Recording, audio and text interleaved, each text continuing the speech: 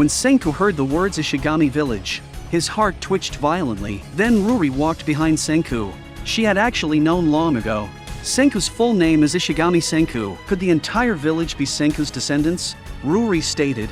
In every generation of shrine maidens, the tales passed down include the last one about Ishigami Senku. Senku suddenly understood the origin of this village. Originally, 3,700 years ago, before humanity was petrified, Senku's father Ishigami Byakuya became an astronaut preparing to fly to space. Byakuya met the other 5 astronauts in the space station and was supposed to complete the mission and return smoothly until that day arrived. The Earth was enveloped in green light. All of humanity was petrified in an instant. Only their consciousness remained alive. Meanwhile, a few astronauts at the space station lost all contact with the ground. No one knew what was happening. As they checked the global monitoring systems, they discovered that only the 6 of them had escaped the calamity. At this moment, Senku's father, Ishigami Byakuya, suggested, rather than sitting here waiting to die, we should take initiative, return to Earth to seek a chance for survival. This proposal was unanimously agreed upon by everyone. Thus,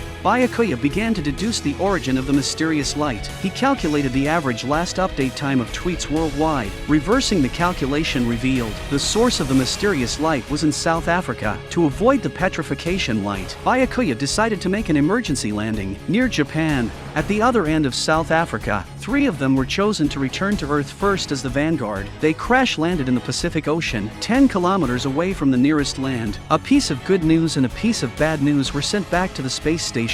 The good news was that they were not petrified. The bad news was that they landed on the sea surface. Once the hatch was opened, it would immediately take in water and sink. Thus, Byakuya and 2 others also began a rescue operation. Eventually, Byakuya manually swam 10 kilometers and finally arrived. The 3 astronauts were successfully rescued. They landed on the nearest small island. Without other means of transportation, they could not leave the island. Fortunately, the astronauts had undergone wilderness survival training. Thus, the 6 astronauts divided into 3 pairs to reproduce, leaving behind the seeds of life for humanity. 3 years later, the oldest child could already run, but in an era without medical facilities. Companions succumbed to illness one after another. Byakuya believed that if this continued, human civilization would eventually be lost. So, he created the 100 Tales, passing down the ways of wilderness survival through various stories. Byakuya believed only Senku could break through the petrification, and only Senku could lead his descendants to save all of humanity. In the final words of the 100 Tales, he wrote specifically for Senku. 3,700 years later,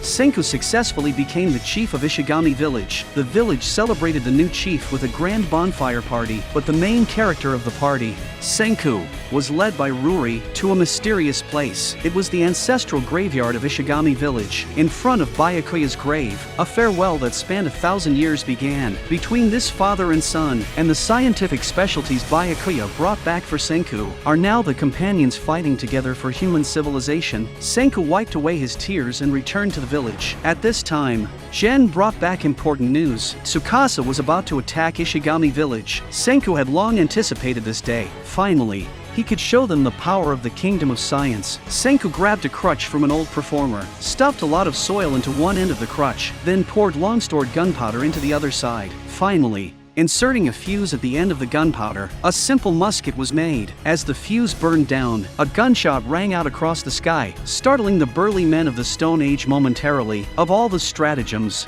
retreat is the best. It was not long ago, based on the false information brought back by Gen, Shishio Tsukasa believed that Senku's corpse had not yet been seen. If Senku was still alive, then all the villagers would become his support, and thus, scientific civilization would thrive, which Shishio Tsukasa, who advocates for brute force, would never allow, so he immediately ordered his troops to conquer the village. At this moment, Kinro, who was guarding the bridge, just spotted the enemy's attack. He quickly sent Jinro to alert the people in the village, while he himself used the geographical advantage to withstand the enemy's first wave of attack. According to the intelligence brought back by Gen, this operation was led by Hyoga, the second strongest force of the Tsukasa Empire. Seeing his subordinates so easily defeated, Hyoga decided to personally confront Kinro. He immediately noticed Kinro's weakness, which was his poor eyesight. With a thrust of his spear, Kinro barely blocked it with his shield. This also showed the disparity in their strength. The second spear thrust hit Kinro in the abdomen. At this point, others also arrived at the scene, just in time to see Kinro being thrown back. Fortunately, Kinro quickly grabbed Hyoga's ankle. Realizing the ferocity of the enemy, he shouted for Jinro to cut the bridge to protect the village. But for Jinro, who had grown up with Kinro as his brother, it was too hard to act. At the critical moment, Senku made a simple firearm, though it was more for intimidation than harm. Maguma throws stones at the opposite mountainside to create the illusion of a gunshot. Then Gen pretended to struggle with Senku, claiming that the village had made firearms, and told Hyoga and his men to retreat quickly. Thus, Senku turned the tables, making Hyoga return to inform Shishio Tsukasa that firearms were now fully equipped in the Kingdom of Science, daring them to come over. After the raiding team retreated, they were too embarrassed to report back. At that moment, Gen casually pointed out that firearms would be useless on a windy day. Hearing this, the subordinates prepared to wait for a storm to attack the village again, and all this was within Senku's expectations. Hyoga took the opportunity to use them to gauge the true strength of the Kingdom of Science. This also bought Senku enough time. First, he gave Kinro fever-reducing and pain-relieving medicine, then sprinkled sulfonamide on the wound. After simple bandaging, Kinro was ready to recover the next day. Then Senku custom-made a pair of glasses for Kinro, and the preparations Senku made for the upcoming battle were far beyond this. What kind of scientific weapon would he create to meet the storm? A few days later, as expected, a fierce wind began to blow. The raid team went excitedly to attack the village. Unaware that Senku had long been waiting, he had just ignited the fuse when a gust of wind blew it out, making the minions think everything was under control. But Senku suddenly changed his demeanor. Members of the Kingdom of Science suddenly burst out from behind him, each holding a Japanese samurai sword. With their blades, they instantly cut the stone and wooden weapons into shreds. Several burly men also experienced the power of science for the first time. This was the preparation Senku made for the storm, mobilizing everyone in the village to help. Using pine charcoal, the temperature of the furnace was raised to 1,200 degrees. Once the flames turned purple, forging could begin, hammering 81 times to remove impurities from the metal, then covering the back of the blade with a thick layer of clay, placing it in the furnace to burn, and heating until the back of the blade softened. A samurai sword capable of slicing through iron like mud was completed. At this point, Hyoga stepped forward. Facing the scientific weapon, he swung his tube spear first, constantly rotating the handle of the blade, making the speed of the spearhead so fast it blurred, instantly wounding the three main combat forces of the Kingdom of Science. This method of combat also caused headaches for everyone, because the speed of the spearhead was so fast. It was impossible to see any flaws, but Kinro realized that Gen was telling them that only by working together could the three have a chance. Maguma did not listen to commands and attacked directly from the front. They had no choice but to coordinate with Maguma. Kinro used the samurai sword to lift Kohaku up, allowing her to attack from above.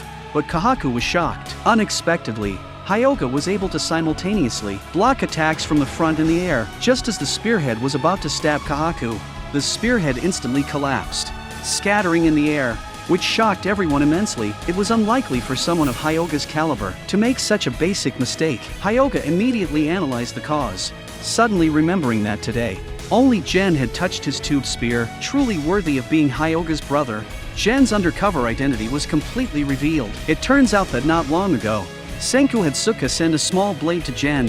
Following the marks left by Gen, they successfully located him and handed him a mini version of a hand blade. With Gen and Senku's inside-out cooperation, the Kingdom of Science fought a beautiful counterattack. Could it be that the second-in-command of the Tsukasa Empire was captured just like that? Before this, Tsukasa poured a mysterious liquid onto a stone statue. In front of everyone, a naked man was successfully revived. While others looked down on this skinny man, they couldn't understand why Shishio Tsukasa spent so much effort to revive him, continuously mocking him. But the next second, several burly men were simultaneously knocked to the ground by him. This is Hyoga, the greatest weapon master of the Stone Age. With his superior combat ability, just revived, he became Shishio Tsukasa's right-hand man. Shishio Tsukasa said, their biggest enemy at the moment was science. By stopping the development of science, there would be no return to the exploitation and oppression of the old era. Now, 3,700 years after all of humanity was petrified. Only Senku possessed the ability to create a scientific civilization. Thus Senku was the eternal enemy of the Tsukasa Empire. He wanted to create a world just for the young. Both reached a consensus, ready to conquer this savage Stone Age together. But in the first confrontation between Hyuga and Senku, they faced a setback. It turned out there was a traitor in their ranks, and even with his high combat value, without his weapon, he had no fighting power left. Upon seeing this, his subordinates also fled in panic. Hyuga also greatly admired Senku for creating a samurai sword that could slice through iron like mud. However, they did not realize that this raid was merely a feint. Their real target was the village. In an instant, the vegetation and houses were engulfed in flames. All the villagers were thrown into chaos. Seeing this, the priestess hurriedly called for the guards to save the children first. But how could the enemy let them succeed so easily?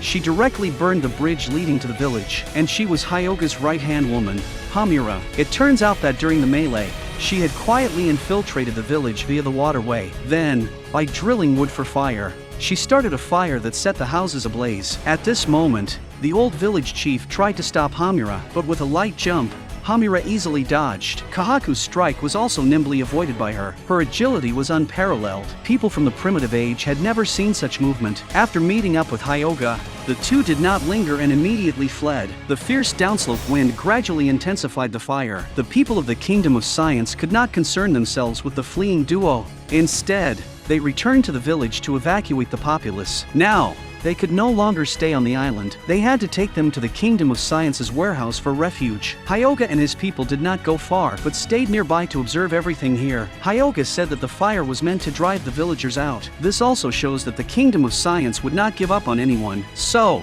if they captured a villager, they could use them to blackmail the others. Meanwhile, Hamura continued to set fires to distract the villagers. The members of the Kingdom of Science were struggling to both extinguish fires and protect the villagers. To protect everyone, Suka decided to sacrifice herself to draw them away. Despite her body trembling continuously, she tucked herself into her watermelon helmet and headed towards the sulfuric lake. Sure enough, the enemy began to chase the isolated Suka. Even Hyuga wanted to capture her to use as a hostage. At this moment, Senku also sensed something was wrong. Using her knowledge of the terrain, Suka ran wildly, but then, a sudden downslope wind brought toxic gases from the sulfuric lake downhill. Realizing something was wrong, Suka stopped. Seeing the toxic gas approaching, Kohaku hurriedly arrived to put a gas mask on Suka and quickly climbed a tree. Several strong men also realized the danger and hurriedly climbed the trees. Thus, Senku and others, wearing gas masks, left casually. To test the toxicity of the gas,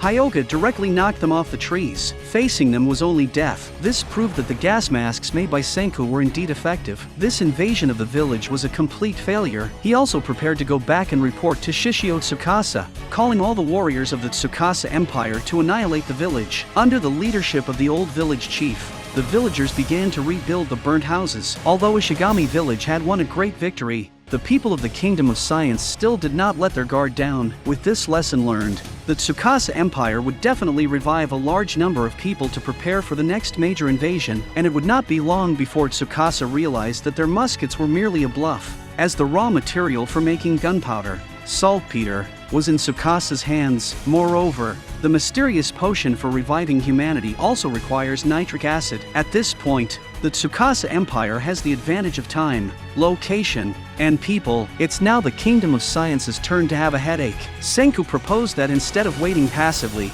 they should take the initiative to strike and catch the enemy off guard. But before that, they need to make adequate preparations. Senku has a bold idea. The strongest weapon of humanity over 2 million years is communication technology.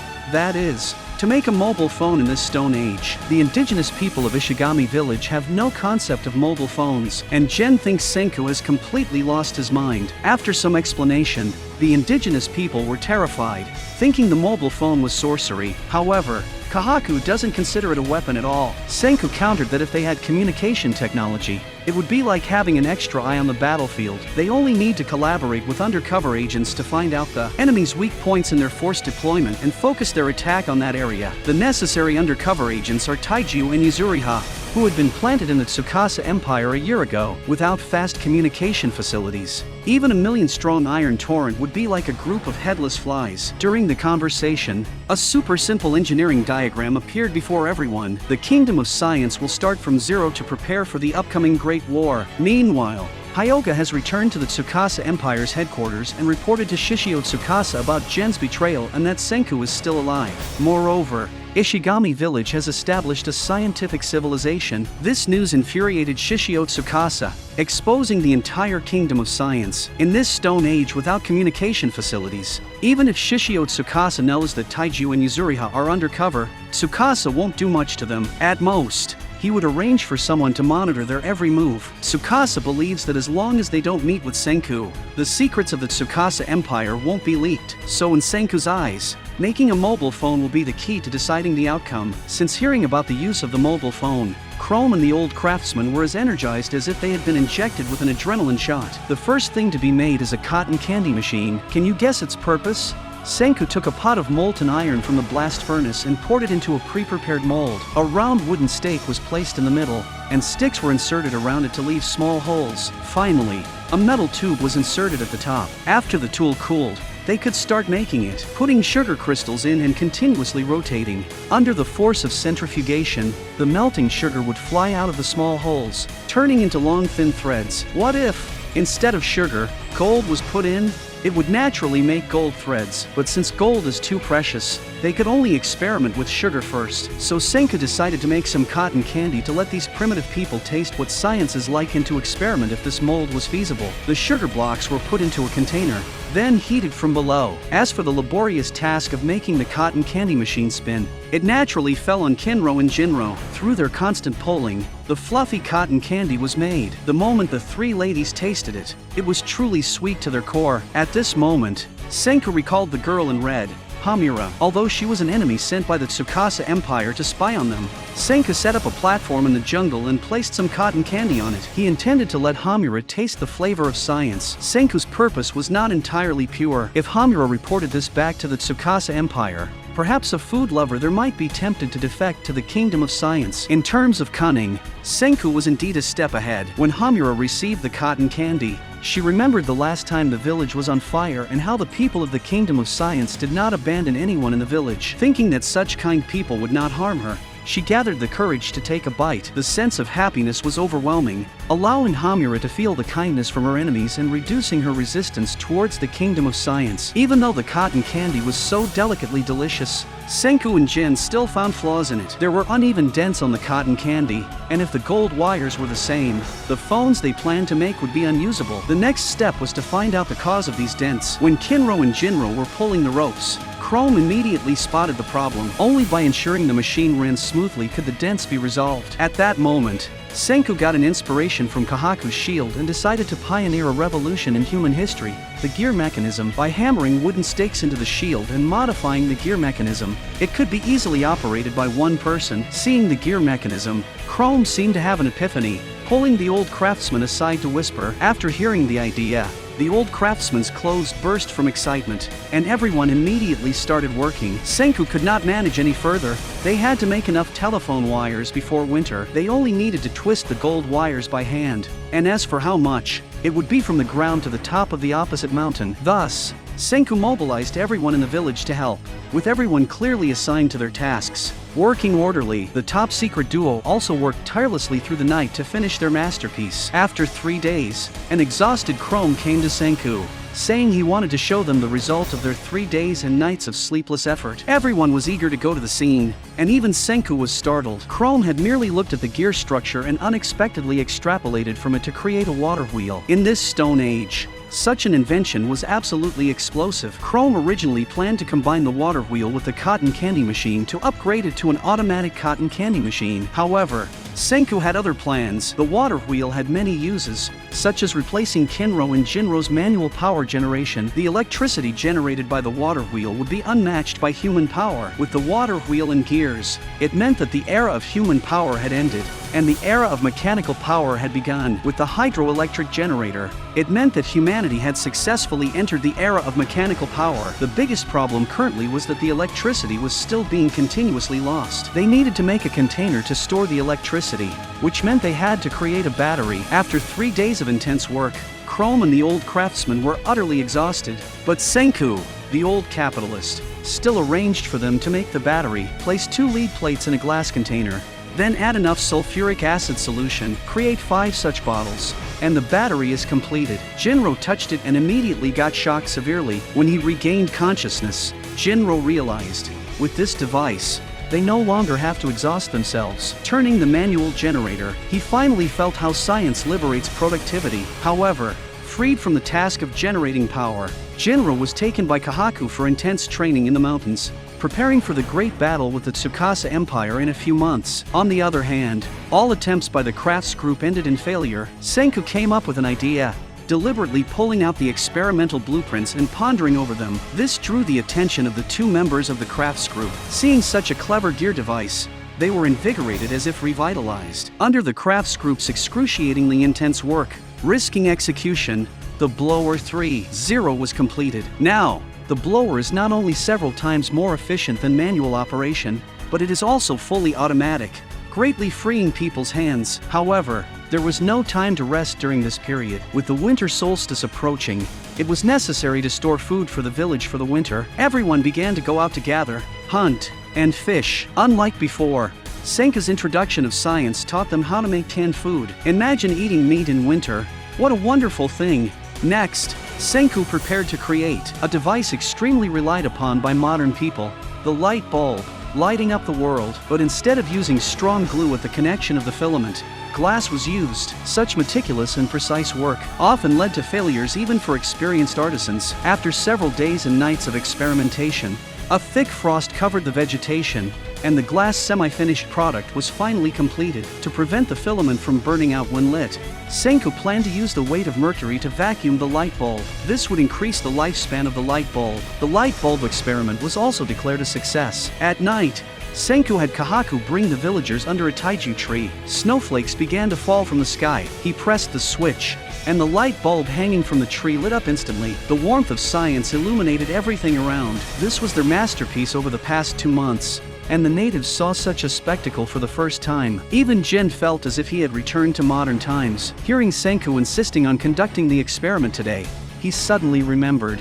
From the start of the petrification, Senku had been recording every second. Perhaps today was Christmas, and this tree was Senku's Christmas gift to everyone. The next day, the forest was completely snowed in. Chrome suddenly had the idea to explore the mine again. Jinro saw through Chrome's motive. He mainly wanted to test the new equipment. To satisfy Chrome's wish, Senku mentioned that a lot of copper would be needed in the upcoming intense experiments. Chrome set off alone on his treasure hunt. The inside of the glass must be a vacuum. Senku planned to use the combustion of phosphorus to absorb the surrounding air, but this directly led to the glass shattering. It turned out that the combustion of phosphorus caused a slight expansion of the metal wire, and it was this slight expansion that burst the glass. As the saying goes, failure is the mother of success. They still refused to give up. A few days later, Chrome finally came back. He brought back the copper that was urgently needed now. Senku used the copper to make tubes to cover the metal wires.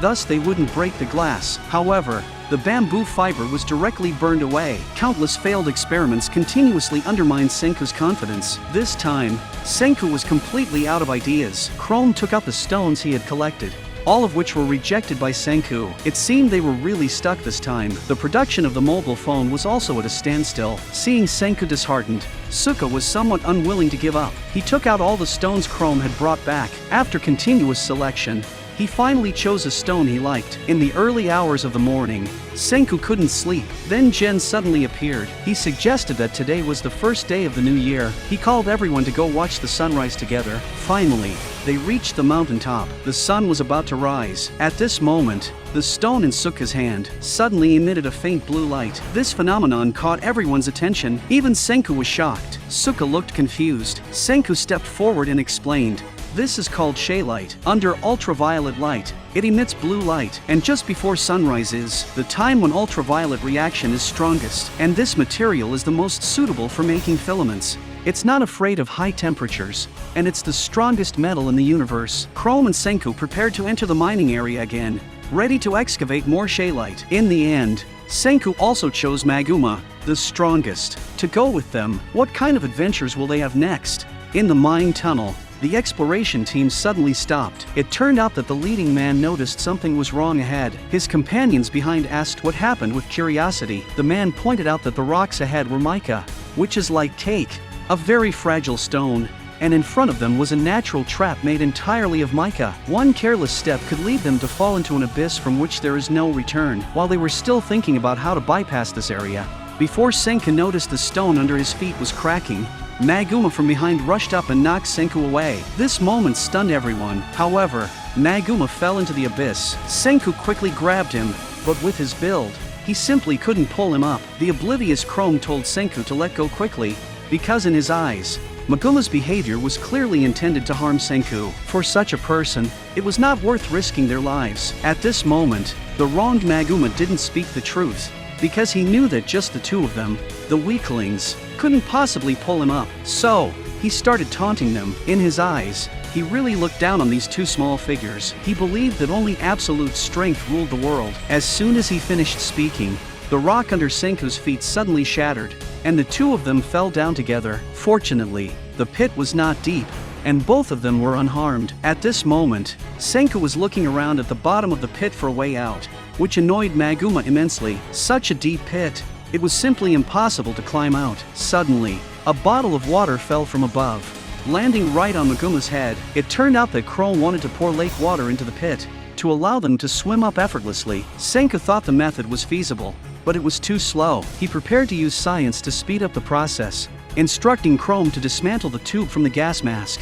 fill the tube with water and seal both ends, place one end of the tube into the water, and position the other end below the water level. Then, just by opening the tube, water would continuously flow out. This is the siphon principle known to modern elementary students. The waterfall-like flow of water amazed Maguma, and his resilient heart was shaken. Reflecting on the scientific civilization that Senku led them to build, he had to admit, following Senku could indeed change the world. At this moment, he finally found peace, and no longer resisted Senku. As the water level rose, Senku's frail physique was exposed, shivering from the cold. At this point, Maguma took the initiative to push him up, and thus the two successfully escaped danger. Back on shore, Senku thought, if it weren't for Maguma's strong support, the only way they could have kept warm was to hug each other passionately. With operation by the greatest mind, they successfully repaired a water-damaged searchlight. The trio continued to explore deeper into the mine. From Senku's expression,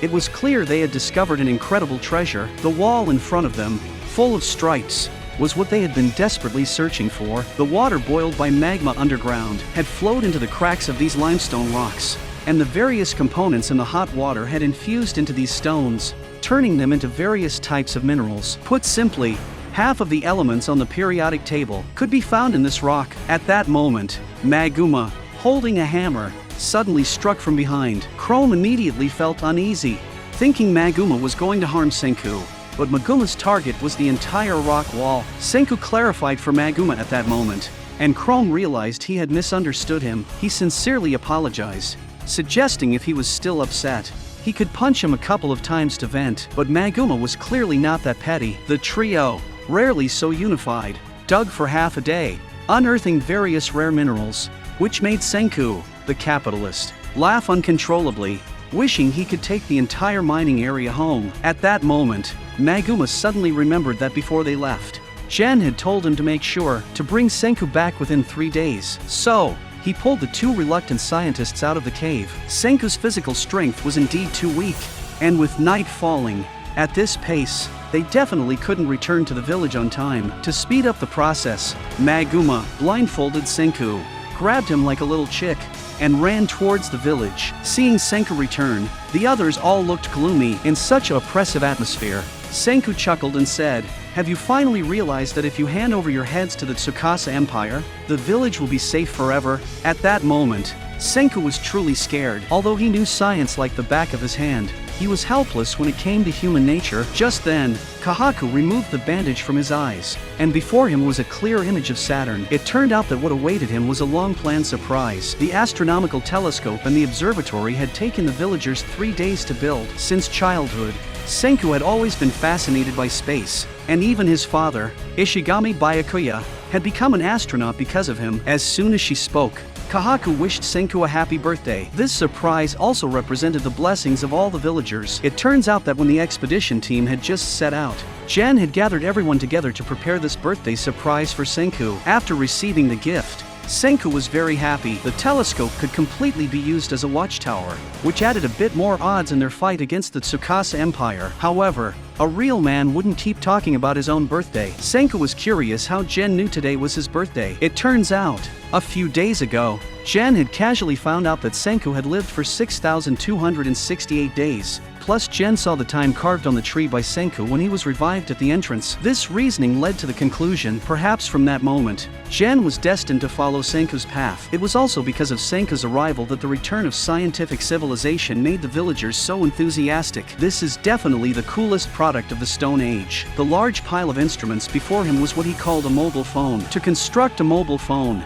only 4 components are needed: electrical wires, plastic, vacuum tubes, and a microphone. To create a portable phone, as the heart of the mobile phone, the production process of the vacuum tube is also extremely complex. Senku and others, in their last mine exploration, had collected enough scheelite. Next, it was about how to extract tungsten from it. Hearing that it needed to be taken from the stone, Maguma and his younger brothers directly smashed the scheelite into pieces. Maguma, who had always clashed with Senku, actually took initiative to follow Senku's orders, which made the old village chief very curious about what they had experienced in the last mine exploration. The stubborn Maguma had undergone such a big transformation. The crushed tungsten powder still had to be ground and then heated in a glass container. The higher the temperature, the purer the tungsten obtained. Clearly, this was not a simple job. The temperature inside the furnace was 1,000 degrees, but the melting point of glass was only 700 degrees. To precisely heat the tungsten powder in the glass to an ultra-high temperature was clearly another huge challenge. Because Senku had to be busy with the processing of tungsten powder, the task of creating a precise heating device fell on Chrome. The two hit it off immediately, and the youthful vigor was vividly displayed between them. At that moment, the elderly artist on the side saw this and felt somewhat melancholic, and began to recount his past. He had pursued the spirit of craftsmanship since he was very young, but what he got in return was the scorn and ridicule of others. In order to gain the recognition of others, he built bridges and repaired shields for everyone, such that even at his current old age, he still had to fight on the front line. Over the years, he had never found a like-minded friend. At this point, Chrome pointed to Senku and himself and said, "Aren't the two of them the like-minded friends the old artist was looking for?" Hearing this, numerous memories suddenly surged in his heart. Perhaps, as Chrome had said, they had always been like-minded good friends. This successfully ignited the old artist's enthusiasm. Senku, pulling Gen, who had some knowledge of chemistry, went to the laboratory to help process the tungsten powder. Outside, Chrome was also making the heating device. The first thing he thought of was focused heat using a huge magnifying glass. To test the heating strength of the device, the old artist used metals with different melting points for the test. Chrome held it up for a long time, but even the lead with the lowest melting point did not melt. At this moment, Chrome remembered what Senku had said about using all the scientific techniques learned. He immediately thought of ignition heating. He and Suka melted the lead with the lowest melting point, while Kinro and Jinro melted silver and gold. Maguma and Kohaku, the two strongest in combat, conquered iron with the highest melting point. Chrome remembered Senku's words that the higher the temperature, the purer the tungsten. He then prepared to add electricity. After a whole day of experiments, Gen, who was dispirited in the laboratory, finally completed the processing of the tungsten powder. When Senku came out to inquire about the heating team's status, he was utterly astonished. The heating device was truly ugly. However, it indeed reached the heating limits possible at the time. The experiment continued. Pressing the tungsten powder, Senku processed the night before into fine long strips, producing hydrogen by electrolyzing water. At high temperatures, the hydrogen could reduce the tungsten powder. With everyone's joint efforts, thus, the universe's strongest heat-resistant metal, tungsten heating filament, was created. Next, they formally entered the final sprint to produce the mobile phone. The old artist couldn't wait to be the first to complete the production of the vacuum tube. Yet Senku expressed seriously that even the old artist might not be able to handle this craft. The old artist, unconvinced, but when he saw the actual blueprint, he couldn't hold it together anymore. This device, called the Hickman vacuum pump, had a suction force hundreds of times that of a normal water pump. Senku stated that the vacuum tube had to be made with meticulous care, otherwise all efforts might be in vain. This really stumped the old artist, who had no idea where to start. Seeing this, Gen, as a psychic, immediately brainwashed the old artist with a few words, stirring up his spirit. The old artist's remaining wish was to high-five Senku just like Chrome did. Senku didn't hesitate and gave him a high-five. Seeing this, Suka couldn't help but want to try it too. In this way,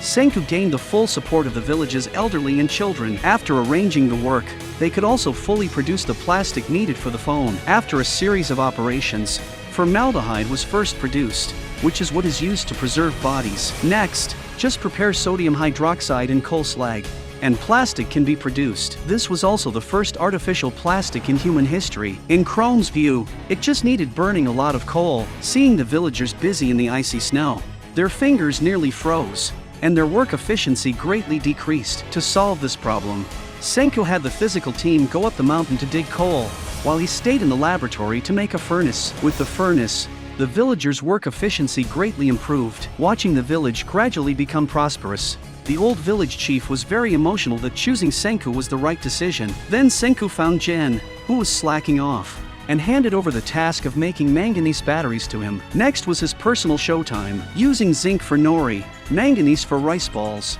and coal for filling, he instantly made powerful batteries. Even he didn't expect that making powerful batteries would be as simple as making buns. Work efficiency suddenly improved. Suddenly, Senku interjected, saying 800 manganese batteries were needed. Indeed, this is just the face of a capitalist. Senku asked Kohaku to bring wine, dug out the pink crystals on the barrel lid, and melted them with roasted seaweed in hot water, obtaining the material for making microphones, which is the shiny gem in front of us, scientifically known as Rochelle salt, which can convert sound into electrical current. When attached to a plastic amplifier, the microphone was completed. Everyone in the village was busy with their respective tasks, and all work was being carried out methodically. The plastic was completed, the wires were completed, the vacuum tubes were finished, the microphone was completed. The first mobile phone of the Stone Age was finally born. Senku pressed the switch, all the instruments were working normally, and the phone's signal spread everywhere,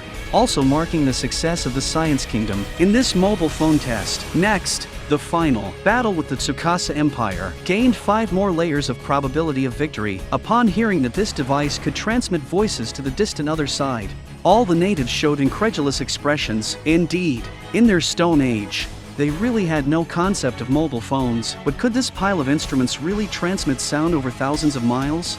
This made the other villagers equally skeptical. To test whether the phone's performance could operate normally, Senku placed phones at both ends of the village, connected by wires in the middle. The villagers all stood nervously by the phones. Chrome on the other end held the phone excitedly. The epic-making opening ceremony of the phone was about to take place. At that moment, Jinro, who was nearby, suddenly had an idea. He told Chrome, "At this moment, Ruri is listening on the other end of the phone." What a meaningful thing it would be to confess to her now. Jinro was indeed clever. Hearing Jinro's words, Chrome's eyes firmed. Suka pressed the switch. "Did you see that, Ruri? Science is amazing, right?" A typical straightforward man. Although his words greatly disappointed everyone, the villagers on the other end were shocked by the power of science. This situation also exceeded everyone's expectations. Next to them, Ruri said this device was like a microphone. Senku was just about to explain when he froze, because in the world of these natives, there was no concept of a microphone. How could they know a modern term that had appeared in society? Ruri explained, "It turns out that in 100 tales that have been passed down for thousands of years, the 14th story talks about a microphone." Then Gen added, "The founder of the 100 Tales is Senku's dad. Could it be that the microphone was meant to send a message to modern people? And isn't January 4th Senku's birthday?" This revelation struck Senku like a bolt of lightning. He immediately ran towards his father's tombstone. When everyone arrived at the grave, Senku pulled out the tombstone. Senku chuckled and said, "This is not a tombstone at all, but a time capsule encased in concrete. The secret hidden for 3,700 years is about to be revealed, he continued, indicating that there was something inside the stone. Maguma immediately lifted his hammer to smash the tombstone, but Senku guessed, it's likely made of glass. If we act rashly, we might end up losing it. And naturally, the task fell to Kohaku. She opened the tombstone swiftly. Inside was a mysterious object wrapped in tin foil. Back in the laboratory, Senku placed the relic in hydrochloric acid to clean it, obtaining a piece of crystal clear glass, which was actually made from the bottom of a glass bottle to create a record. The creation of the record was quite simple, using sound to make a needle move, carving grooves, and then letting the needle vibrate along those grooves to produce sound. Chrome exclaimed,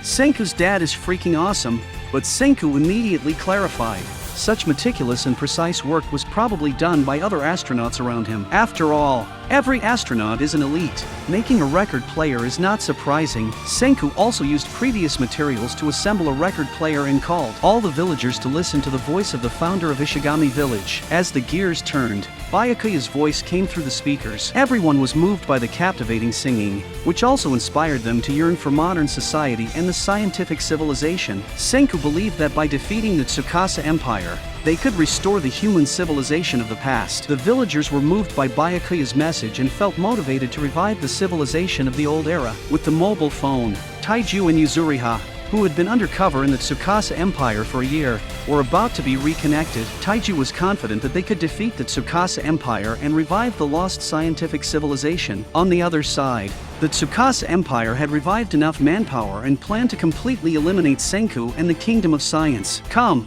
let us eradicate science forever and create a pure, unblemished new world," they declared. The end of winter would mark the outbreak of the Great Battle, and the final showdown between science and force was finally approaching.